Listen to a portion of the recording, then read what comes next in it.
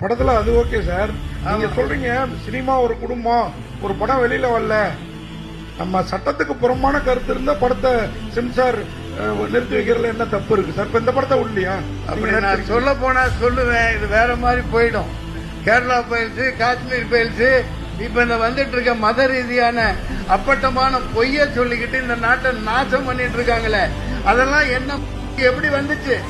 எப்படி வந்துச்சு? இவன் என்ன தப்பு பண்ணா? என்ன பேச்சு பேசிட்டு இருக்கீங்க? நான் நியாயத்துக்கு குரல் கொடுக்கிறவன்.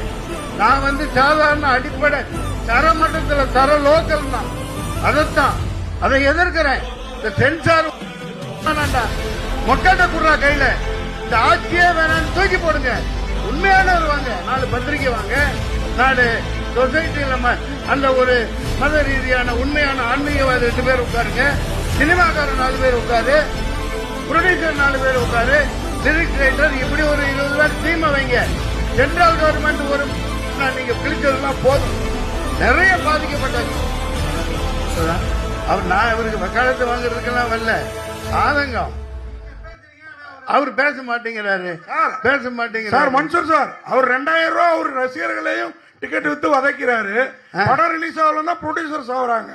அவர் பேச மாட்டேங்கிறாரு. நீங்க எல்லாம் பேசி என்ன ஆக போகுது சார்? அவர் நாளைக்கு அரசியல்வாதியை என் உடம்புல ரத்தம் நடிகர் ரத்தம் ஓடுது இல்லையா? மீடியாவே மீட் பண்ண மாட்டேங்கிறாரு. ஒரு நிமிஷம், நீங்க நீங்க 2000 ரூபாய் வாங்கிட்டு அவரு சினிமா காட்டுறாருன்னு சொல்றீங்க.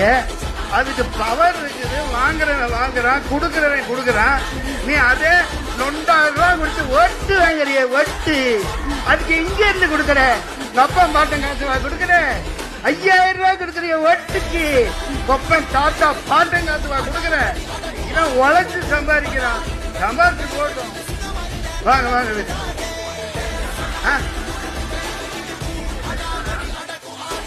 சில்லித்தனமா கேட்க கூடாது.